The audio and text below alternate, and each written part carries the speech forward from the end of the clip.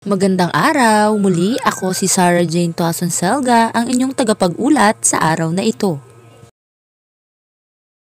Bago ako magsimula sa aking paksa, ay mayroong katanungan na maaaring hanggang ngayon ay gumugulo pa rin sa ating mga isipan.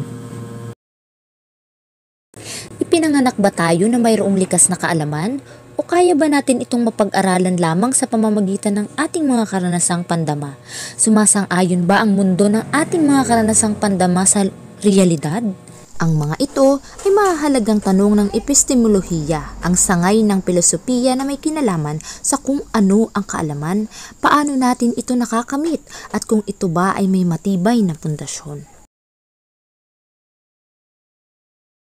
Sa larawang ito ay binibigyang tuon ang pagkakaroon ng tinatawag na language acquisition device.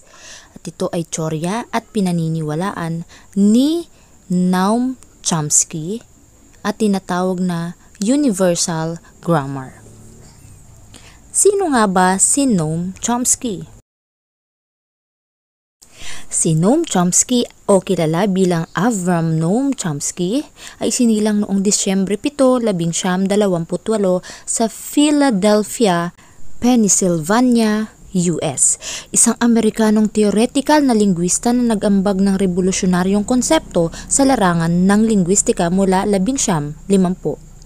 Si Noam Chomsky ay ama ng modernong lingwistika, pangunahing figura sa analytic philosophy at isa sa mga tagapagtatag ng sangay ng cognitive science. Hawak ang posisyong Institute Professor Emeritus sa Massachusetts Institute of Technology or MIT at pinagpipitagang propesor sa University of Arizona.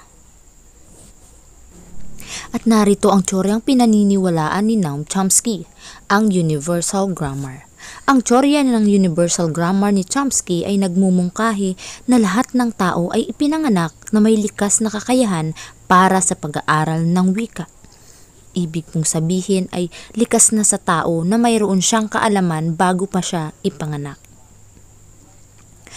Mayroong tinatawag daw na genetic blueprint o pisikal na basihan sa utak ng tao na nagbibigay daan sa atin na matutuhan at gumamit ng wika. Ito ay nagtuturo sa atin na ang kakayahang magwika ay bahagi ng ating likas na kakayahan bilang tao, at kahit na may mga pagkakaiba sa mga wika, ang pangunahing likas na istruktura ng wika ay pareho sa lahat ng tao.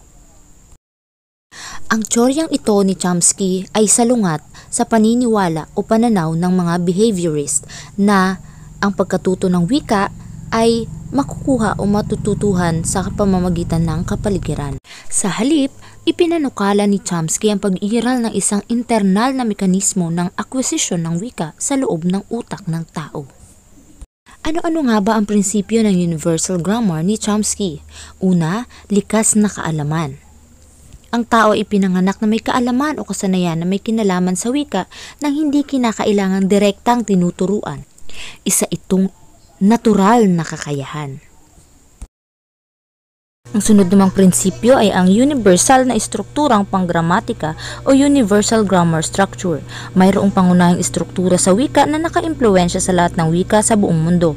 Ito ay nagbibigay daan sa mga tao na mas madali at mas mabilis na matutuhan ang iba't ibang wika. At ang prinsipyo ng pamamaraang pagkatuto ng wika o language acquisition device na pinaniniwalaan ni Chomsky na ang tao ay mayroong language acquisition device o LAD na nagpapabilis ng proseso ng pagkatuto ng wika.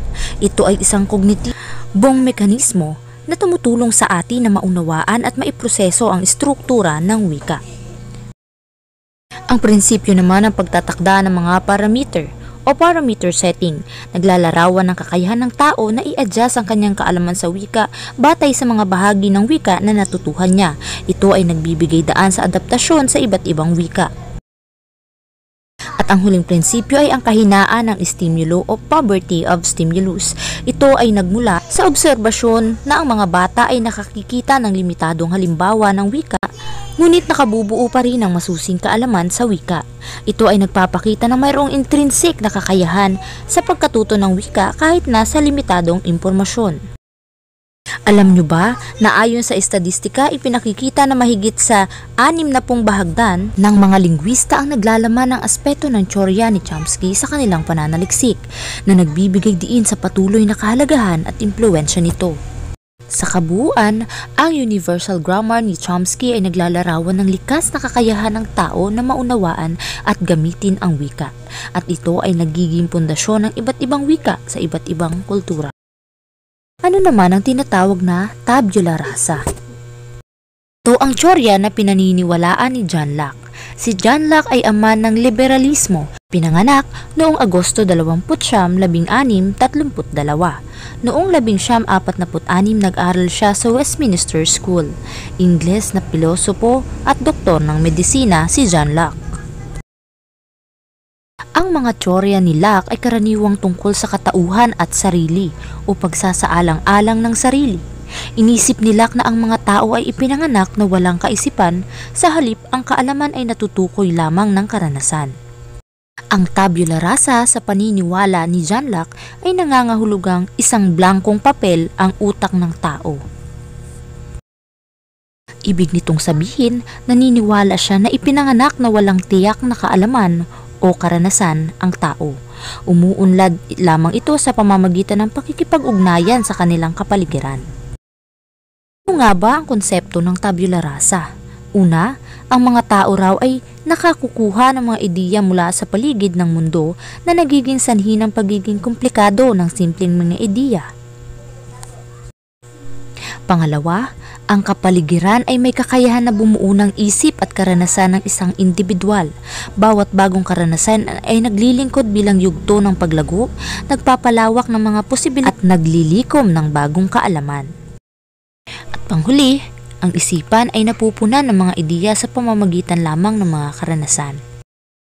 At ang paniniwala ni John Locke, hindi mo matututuhan kung paano magbasa kung hindi mo nakikita ang mga titik, at hindi mo matututuhan kung paano magsulat kung hindi mo talaga isinusulat. Kailangan mong maranasan ang isang bagay upang matutuhan ito. Diyan nagtatapos ang aking ulat muli. Maraming salamat po sa pakikinig. Hanggang sa muli, paalam!